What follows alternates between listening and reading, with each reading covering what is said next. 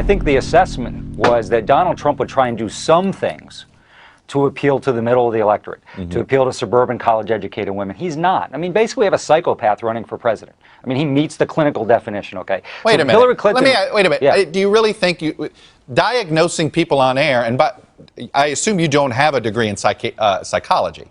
Is that fair? I mean, we're jumping to conclusions here. I think this is what gets voters a little frustrated with this campaign. Listen, the grandiose notion of self-worth, pathological lying, lack of empathy and remorse. So my point. So here's, I think he does, right? I don't have a degree in psychology, but here's, Chuck. Basically, the race sits today. I think Hillary Clinton is guaranteed at least 269 electoral votes. Think about that, because Virginia and Colorado, both campaigns, I think, believe. I want to draw a line at the beginning of this video because drawing it clearly is the only way to make this story useful rather than just emotionally satisfying.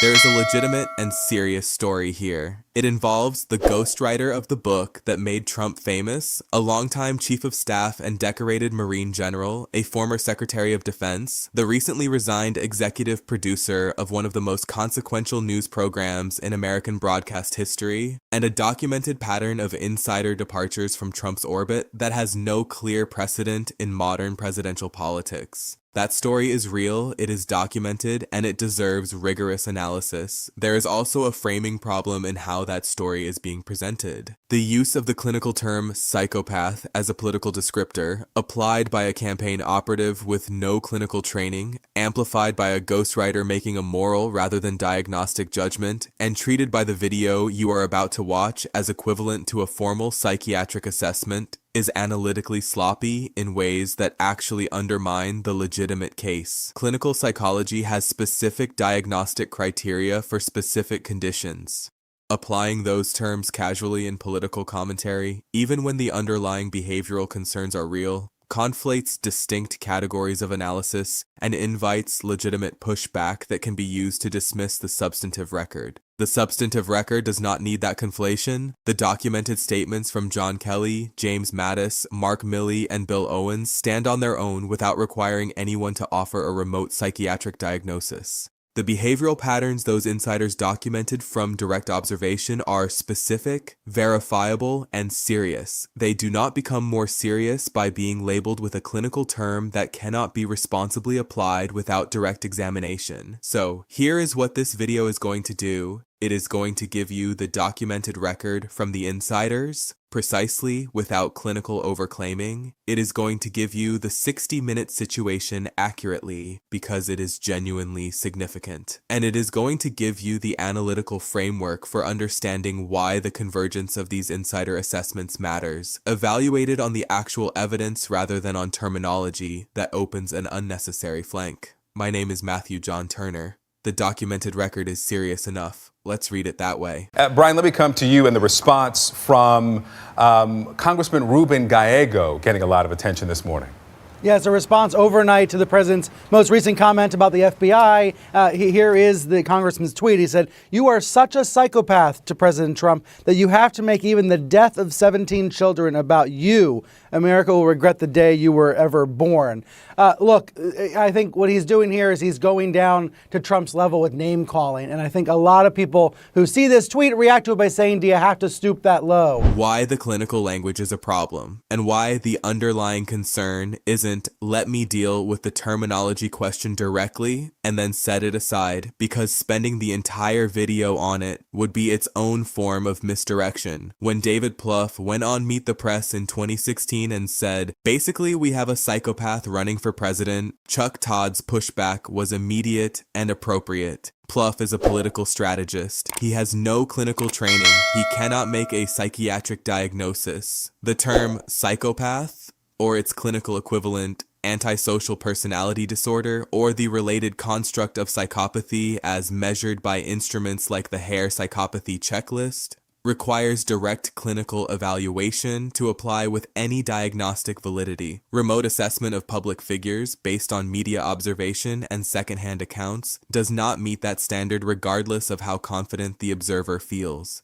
The American Psychiatric Association has a formal guideline on this point, sometimes called the Goldwater Rule, which explicitly discourages psychiatrists from offering diagnostic opinions about public figures they have not personally examined. The rule exists because of the specific evidentiary problems with remote assessment. You are working from curated public presentations rather than direct clinical observation. You are missing the full range of behavioral data that proper evaluation requires, and the political valence of the assessment creates incentive structures that compromise objectivity. What Plouffe was actually doing in that Meet the Press appearance, and what Tony Schwarz does when he uses the same terminology, is not clinical diagnosis. It is moral and political characterization using clinical language for rhetorical force. The distinction matters because clinical language carries an implied evidentiary standard that the characterization does not meet, which gives critics a legitimate methodological objection that can be used to deflect from the substantive behavioral concerns the characterization is trying to communicate. Here is the important analytical point: the behavioral patterns Plouffe was attempting to describe with clinical language. Grandiosity, habitual dishonesty, apparent indifference to the consequences of actions for others, are documented in the public record and in the first-hand accounts of people who worked directly with Trump. Those patterns do not require a psychiatric label to be significant. They are significant as behavioral observations, regardless of what diagnostic category, if any, they might or might not correspond to. Dropping the clinical terminology does not make the observation less serious. It makes it more defensible to the people whose opposition you need to persuade.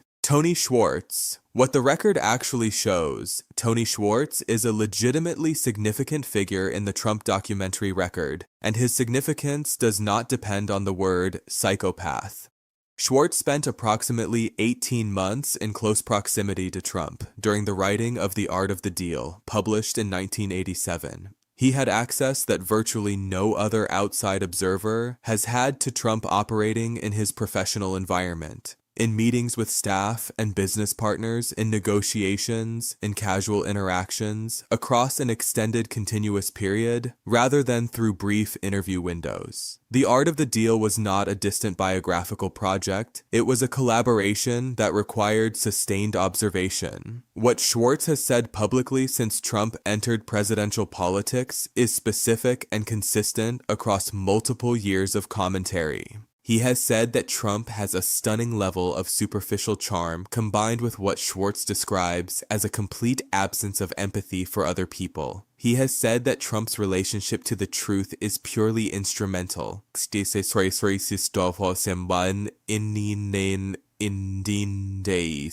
are tools for achieving outcomes, not reports of actual belief or fact. He has said that Trump's attention span during their collaboration was severely limited, that extended analytical discussion was not something Trump engaged with, and that the book that bears Trump's name was written almost entirely by Schwarz with minimal substantive input from Trump himself. Most significantly for the predictive dimension, Schwarz publicly stated before the 2020 election that he believed Trump would not accept a loss and would resist the peaceful transfer of power. He made this prediction based on his direct observation of Trump's psychological patterns during their collaboration, specifically Trump's apparent inability to process or accept failure as a genuine outcome. That prediction was made years before January 6th and turned out to be, by any reasonable assessment, accurate. Schwartz's willingness to speak publicly about these observations represents a significant professional decision. Ghostwriters depend on a reputation for discretion. Breaking that norm to publicly characterize a former subject across years of sustained commentary is not a decision undertaken lightly by someone in his professional position. The consistency and specificity of what he has said, sustained over years and without apparent financial incentive, is part of what gives his account weight as a first-hand observation. What Schwarz has not done, and what it is important to be clear about, is provide a clinical psychiatric assessment. He is describing behavioral patterns he observed. Those behavioral patterns may or may not correspond to any specific diagnostic category. That is a question for clinicians with full access to evaluative data. What Schwartz's account provides is a sustained first-hand behavioral observation from extended direct access, and that is a different, and in some ways more specific, evidentiary category than a remote clinical assessment could provide. The pattern of departures, what the convergence actually means. The departure pattern from Trump's orbit across both presidential terms has no clear precedent in recent American presidential history, and understanding what it means requires some analytical care. Presidents have difficult relationships with senior staff. Turnover in White Houses is not unusual. Former officials sometimes write critical memoirs that generate controversy. This is normal. What is not normal? What is genuinely without clear precedent is the specific character of the criticisms that have come from Trump's former senior officials. John Kelly served as Secretary of Homeland Security and then as Chief of Staff. He is a retired four-star Marine general with a career spanning decades of distinguished military service, including the loss of his son in combat in Afghanistan. His post-departure criticism of Trump was not general political disagreement. It was specific. Kelly said Trump was the most flawed person he had ever met. He said Trump lacks the character and intelligence to serve as president. He confirmed reporting that Trump had made disparaging remarks about American war dead, calling them suckers and losers, a characterization that, if accurate, represents a moral failure of specific and notable character. James Mattis served as Secretary of Defense and is one of the most respected figures in the modern American military establishment. His resignation letter in December 2018 was a document of unusual institutional significance, a formal statement from a sitting Secretary of Defense explicitly noting that he and the president had irreconcilable differences on the treatment of allies and the assessment of adversaries, and implicitly rebuking the president's approach to both. His subsequent public statement describing Trump as a threat to the Constitution was made by a man whose credibility rests on 40 years of military service and who has every professional incentive to remain above partisan controversy. H.R. McMaster, Rex Tillerson, Dan Coates, Mark Esper, the list of former Trump senior officials who have made serious public criticisms of his judgment and character is not a list of disgruntled partisans. It is a list of people who, prior to their service in the Trump administration, had distinguished careers that provided them with no obvious incentive to engage in political attacks against a Republican president. The convergence of their assessments across different departments, different periods of service, different professional backgrounds, is the evidentiary weight the original video correctly identifies, but then undermines by framing it in clinical language that opens a methodological flank. The convergence is significant not because it proves any specific clinical condition, but because it represents a set of first-hand behavioral observations from highly credible witnesses that point consistently in the same direction across different contexts. When the person's chief of staff, defense secretary, national security advisor, and multiple cabinet members all independently describe the same patterns of behavior, disregard for institutional constraints, apparent indifference to the accuracy of information being received, personalization of institutional relationships, willingness to make decisions based on loyalty rather than competence. That convergence is evidence of something. It does not require a diagnostic label to be taken seriously. Bill Owens and 60 Minutes, What Actually Happened and Why It Matters. Bill Owens resigned as executive producer of 60 Minutes in May 2025, ending a tenure at the program that spanned nearly 4 decades. His departure statement was specific and significant. He said he had lost the independence to run the show, as he had always run it. He did not identify a single editorial decision as the cause. He described a condition, the loss of independence, that implies something systemic rather than episodic. The context surrounding his resignation is documented. CBS and its parent company Paramount are in the middle of a $10 billion lawsuit filed by Trump over the editing of a 60 Minutes interview with Kamala Harris during the 2024 campaign. Trump's lawyers allege that the program deceptively edited Harris's responses in a way that misrepresented her answers. CBS has defended its editing as standard broadcast practice. The litigation is ongoing.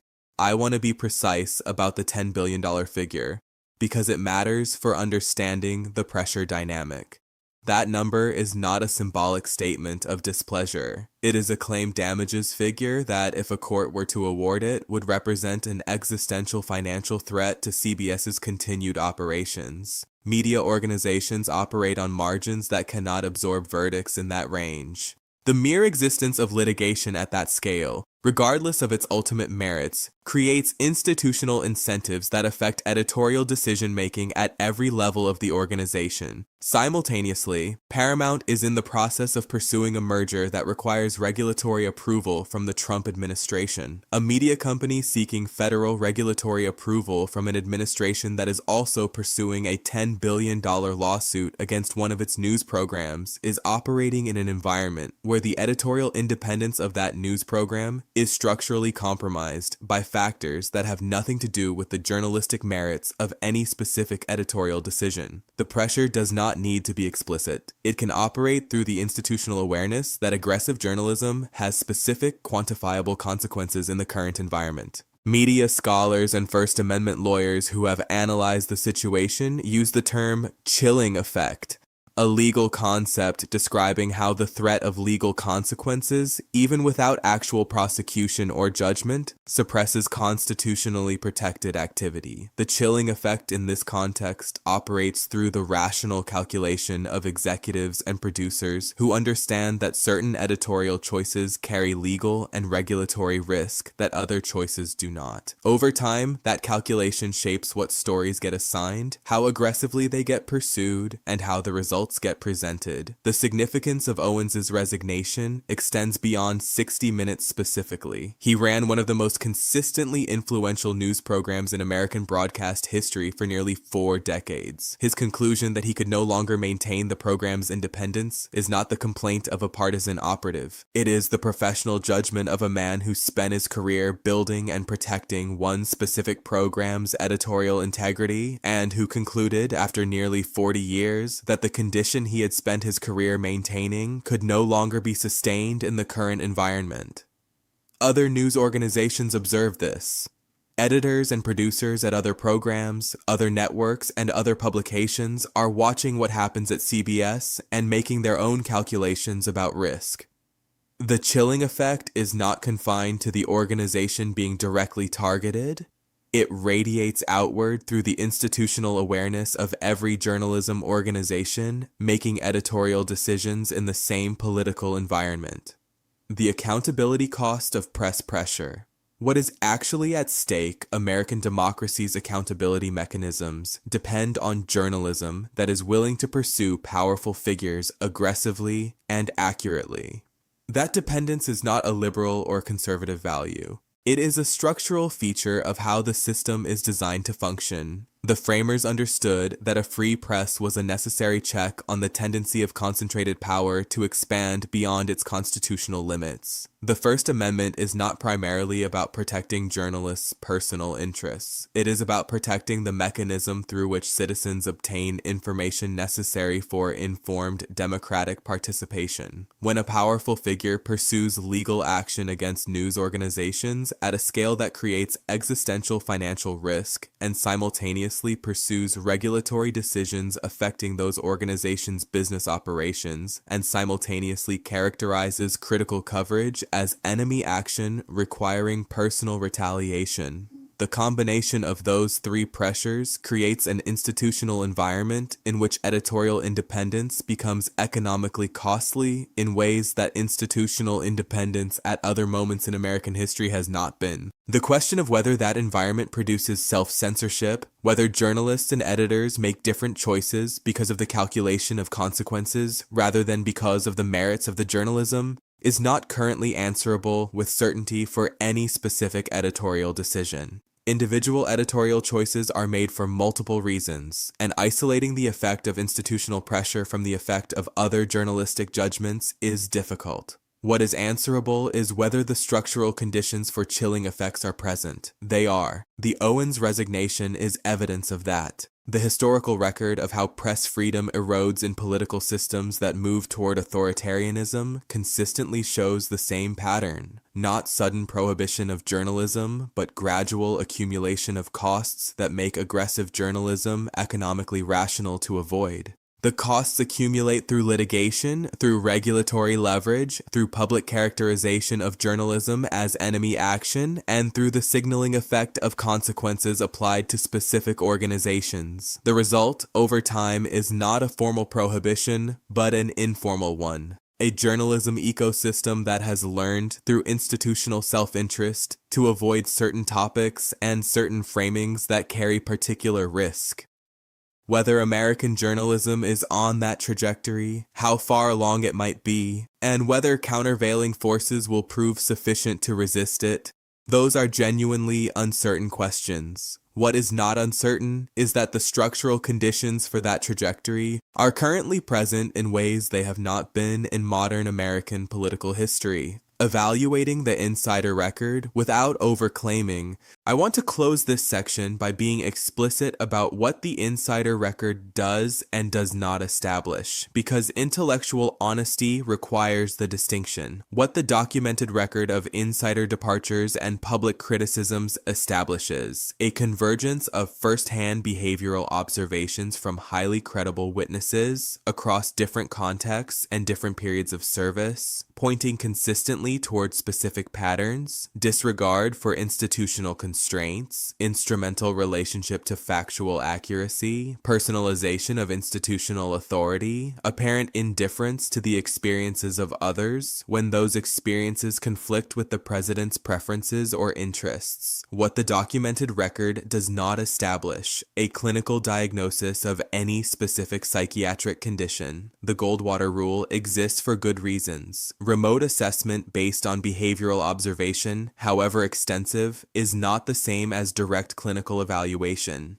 The behavioral patterns documented by the insiders may be consistent with various clinical constructs. They may also be explicable through non-clinical frameworks. Clinical professionals who have attempted to weigh in on this question have done so under explicit acknowledgement that they are speaking to behavioral patterns rather than rendering a formal diagnosis. The distinction matters for the following analytical reason. If you frame the insider record as proving a clinical diagnosis, you have made a claim that can be legitimately challenged on methodological grounds, and that challenge can be used to deflect attention from the behavioral observations themselves. If you frame the insider record as documenting specific patterns of behavior observed by credible witnesses in direct professional contact, which is what it actually is, you have made a more defensible claim that is also more directly relevant to the question of fitness for office. Fitness for office is not a clinical determination. It is a civic and political judgment based on whether a person's demonstrated patterns of behavior are compatible with the responsibilities and constraints the office requires. The insider record addresses that question directly, without requiring any clinical label to do so. John Kelly's statement that Trump lacks the character and intelligence to serve as president is a judgment about fitness, not a diagnosis.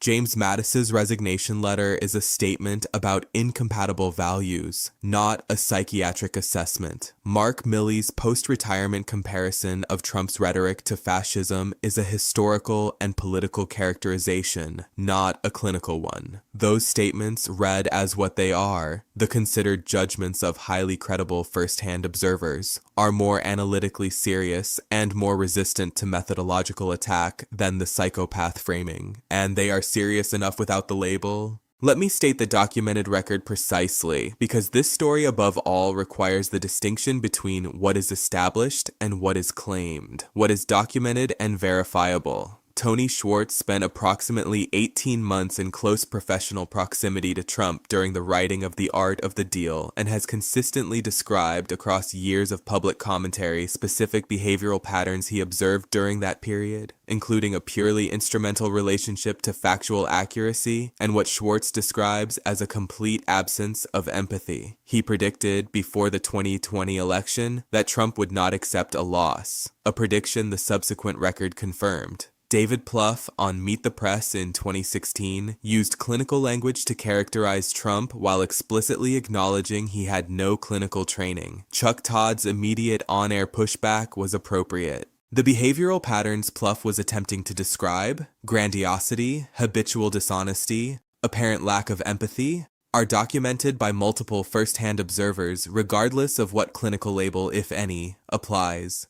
John Kelly, James Mattis, H.R. McMaster, Mark Esper, Mark Milley, Rex Tillerson, and other former senior officials have all made public criticisms of Trump's character and judgment that are specific, consistent across different contexts, and made by individuals whose pre-Trump professional records give them credibility that is independent of any political alignment. The convergence of their assessments is significant as a body of first-hand behavioral observation.